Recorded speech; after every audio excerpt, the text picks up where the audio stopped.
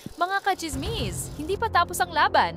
Matapos ang pag-aresto kay dating Pangulong Rodrigo Duterte, ang kanyang pamilya at mga kaalyado ay hindi nananahimik. Lumalaban sila para sa kanyang paglaya at para patunayan na politika lang ang nasa likod ng lahat ng ito. Davao City Mayor Sebastian Baste Duterte naglabas ng matapang na pahayag.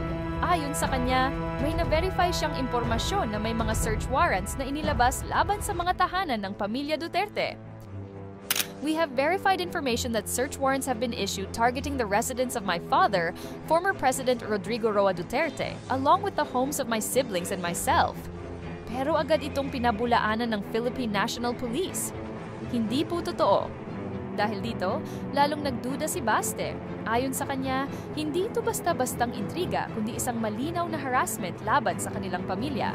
Kung ito nagawa sa isang dating Pangulo, paano pa ang ordinaryong Pilipino? Hindi lang si Baste ang lumalaban, maging si Vice President Sara Duterte agad pupunta sa Netherlands upang makausap ang mga abogado ng kanyang ama. Ayon sa kanya, ginagawa nila ang lahat para maibalik si Duterte sa Pilipinas. We are all doing our best to bring PRRD home to the country he loves and to the people who have always stood by him. Habang patuloy ang laban ng pamilya Duterte, ang kanyang mga abogado naman ay puspusan na ang paghahanda para sa kanyang depensa sa ICC.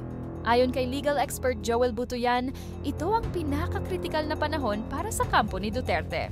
Sa ICC, obligado ang prosecutor na ipakita ang ebidensyang makakatulong sa depensa ni Duterte. Ito ang pagkakataon nila para bumuo ng matibay na argumento. Ngunit ayon sa mga human rights lawyers, hindi raw sapat ang pagkwestiyon sa pag-aresto ni Duterte.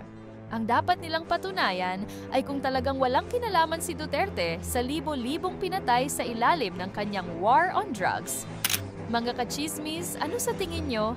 Magtatagumpay kaya ang kampo ni Duterte sa pagtatanggol sa kanya o tuluyan na siyang lilitisin sa ICC?